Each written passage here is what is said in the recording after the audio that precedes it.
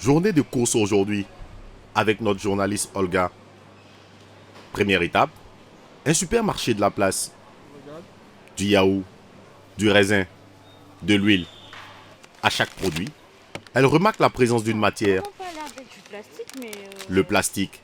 apparemment, Il emballe si. quasiment tous les produits Ça, et même les c'est fruits. assez nouveau quand même. Au marché également, tout est emballé dans du sachet plastique.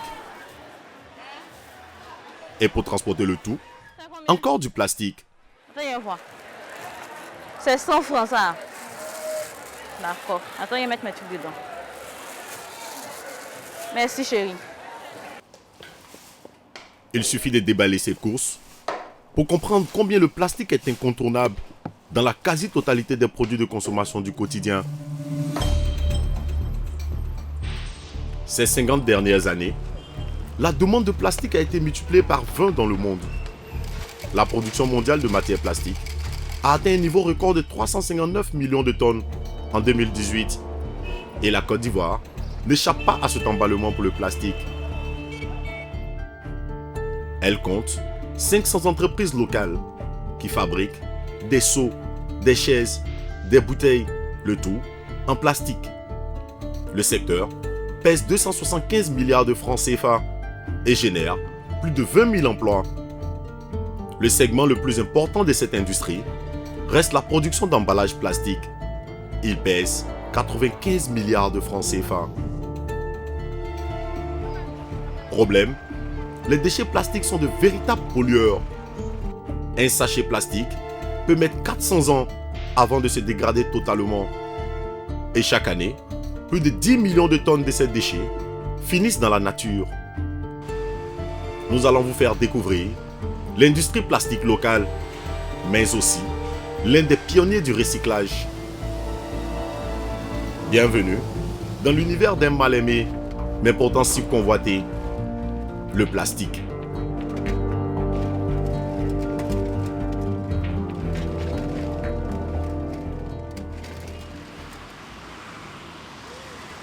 Zone industrielle de Trècheville.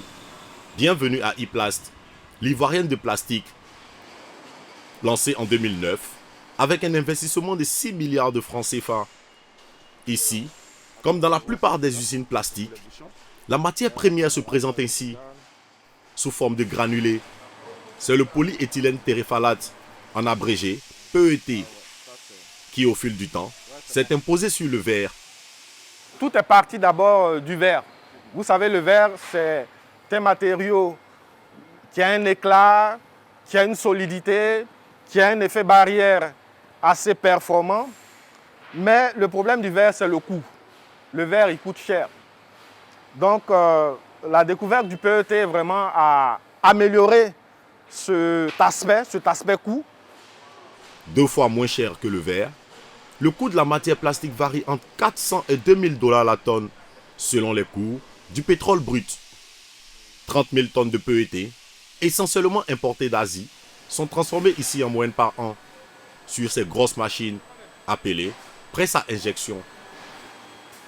Elles aspirent le PET à l'aide de ces gros tubes. Cette matière est séchée, puis subit une plastification et un moulage pour au bout de la chaîne être refroidie. Il en ressort ces petits tubes appelés préformes. Ça, ce sont des préformes destinées à l'eau minérale. Donc, c'est pour un client sur la place, un client local qui fabrique de l'eau minérale, qui va utiliser ça pour faire des bouteilles de 1,5 litre. Pour chaque préforme, des bouchons sont également conçus sur une autre unité de transformation. Les préformes subissent ensuite des tests de qualité avant d'être conduits chez les clients. Là-bas, elles vont être transformées en bouteilles d'eau minérale ou de boissons gazeuses. Si les bouteilles ne sont pas conçues sur place, c'est pour éviter qu'elles soient contaminées par des bactéries, car elles sont destinées à contenir des produits alimentaires. L'autre raison est économique. Les préformes, vous voyez, c'est des tout petits tubes. La bouteille, c'est un gros contenant. Le premier aspect, c'est d'abord le volume. La bouteille prend plus de place et la bouteille, elle est plus fragile. Donc, si nous, on doit fabriquer pour envoyer chez nos clients, il y a beaucoup de risques de détérioration de la bouteille et ça va nous prendre beaucoup de place. Alors que la préforme, elle est plus solide et elle est moins encombrante. Donc déjà, ça vous fait des économies. Des économies au niveau du volume et au niveau aussi de la qualité. Chaque année, 1,2 milliard de préformes sortent de E-Plast. Ses clients, des industries locales et sous-régionales qui lui permettent de réaliser un chiffre d'affaires annuel de 8 milliards de francs CFA.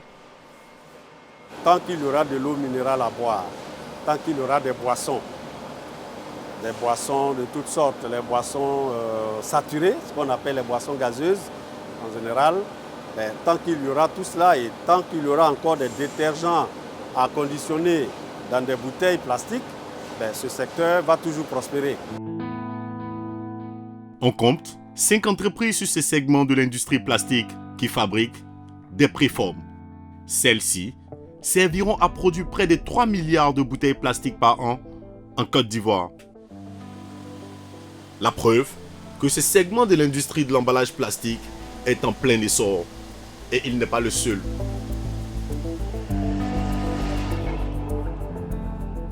Zone industrielle de Vridi, nous sommes à Filivoire. Ce jour-là, c'est le départ d'une cargaison sous le regard vigilant de la responsable commerciale. C'est un camion de 40 tonnes pour un client du Mali qui est dans le domaine de la farine. Et approximativement, je peux dire 45 millions pour ce camion. De la farine, du sucre, du riz. Il sort de cette entreprise des sacs qui emballent les aliments de base, mais aussi des engrais pour l'agriculture et des céréales pour l'élevage. À croire que sans ces sacs en plastique, l'humanité aurait du mal à se nourrir. Sans ces sacs, on ne peut pas acheminer le produit à l'intérieur, même localement. Ce n'est pas possible. On ne peut pas mettre le riz ou bien la farine dans la main pour pouvoir servir le client, le consommateur final. Il faudrait un emballage, nos sacs, pour qu'ils soient destinés au client final. C'est sur cette vaste unité de transformation que sont produits ces sacs, réalisés à base de polypropylène, une autre matière plastique. Après transformation, la matière prend la forme de ces fils, tissés ensuite sur ces impressionnantes machines. Ces dernières ont englobé 90% des 6 milliards investis dans cette usine. Nous produisons 330 jours par an, H24, en 3 équipes. Nous avons une capacité de production de 5500 tonnes de polymères transformés par an, environ 5 millions de sacs destinés à l'agro-industrie. La rampe que vous voyez peut produire jusqu'à 200 000 sacs par jour. Au terme de ce processus, les sacs cousus et prêts à l'emploi sortent à un rythme effréné. La raison, la demande ne cesse de croître de 5% chaque année, tirée essentiellement par le secteur agricole. Le besoin en Côte d'Ivoire est estimé à 120 millions de sacs par an. La production de Filivoire, estimée à 45 millions de sacs par an, s'étend au-delà des frontières ivoiriennes. 70% est exporté dans la sous-région et même en Afrique centrale, pour un chiffre d'affaires annuel de 12 milliards de francs CFA. Mais derrière ces bons résultats business, se cache un véritable défi. Aujourd'hui, le plastique n'est pas contournable pour des raisons de résistance et des raisons économiques. Bien entendu, le défi consiste à utiliser des technologies qui consomment moins de plastique pour plus de résistance et surtout d'avoir une politique de gestion des déchets et de recyclage responsable. Si ce patron veut utiliser moins de plastique à l'avenir et s'est même doté d'une unité de recyclage des déchets plastiques produits par son usine, c'est pour faire face à une problématique mondiale. Le plastique fait partie des matières les plus polluantes au monde. Il dégrade les rues, sature les caniveaux et empoisonne les eaux et ses êtres vivants. Une dégradation de l'environnement qui met au banc des accusés les industriels du plastique.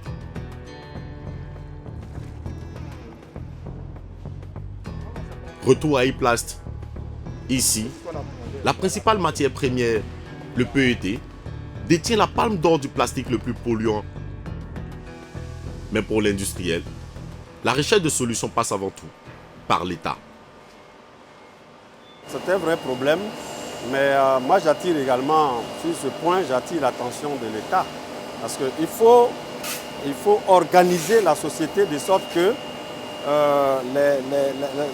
la récupération soit facile. Parce que c'est un autre problème, parce que cela peut entraîner même des emplois. Hein. Oui, parce que d'autres industries peuvent s'installer, rien que pour la récupération des bouteilles et faire du regranulage et tout cela.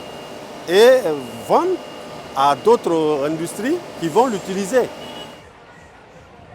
Recycler les déchets plastiques, c'est chose courante en Occident, comme sur ces images, à Paris. En Côte d'Ivoire, cette activité est encore à ses balbutiements. Des centres de recyclage, il n'en existe pratiquement aucun dans le pays. Le seul acteur du secteur, présent sur toute la chaîne, nous a ouvert ses portes. Commune de Yopougon, ce camion vient déverser plus de 2 tonnes d'ordures plastiques en tout genre devant cet entrepôt. Ici, les ordures en plastique valent leur pesant d'or. Ce stock sera racheté à plus de 500 000 francs CFA par cette entreprise de recyclage dénommée Reciplast. Tous ces déchets plastiques ont été collectés par des travailleurs de l'informel. Ces personnes-là qui collectent dans les quartiers, on les appelle généralement dans le jargon ivoirien, Nouchi, Samalakolo, et des gens qui travaillent dans le cassé-cassé. Voilà. Et donc quand ils font cette activité-là, ils ramassent un peu partout, ce sont les déchets plastiques générés par les populations des communes dans lesquelles ils font leurs activités. Et c'est une source de revenus pour ces personnes-là. Des revenus pour ces collecteurs de l'informel, mais aussi pour ces femmes. Ces femmes gagnent leurs revenus dans le tri de ces déchets. Un passage obligé dans le processus de recyclage. Ce processus est crucial au sens où les collecteurs informels, quand ils collectent, ils mettent tout en vrac. Ça vient en vrac et nous, on doit créer un emploi indirect avec ces femmes-là qui viennent directement pour pouvoir les trier. Une fois triés, ces déchets sont broyés dans cette machine pour être conditionnés. Destination, l'usine où le recyclage se fait. Zone industrielle de Yopougon. Nous sommes à l'unité de transformation des Reciplast. Le patron des lieux, un ancien cadre de l'industrie plastique. Il y a 2 ans, il décide de retourner sa veste d'industriel pollueur pour celle de recycleur. La motivation est née depuis la dégradation environnementale. On constate de jour en jour que ça ne fait que se développer et les solutions sont là. Les solutions existent déjà dans les entreprises plastiques. Pourquoi pas les créer indépendamment de ces usines-là et de faire en sorte que ce soit des business models qui puissent être, régler le vrai problème de l'environnement. Il a investi un peu plus de 200 millions de francs CFA pour cette unité de recyclage.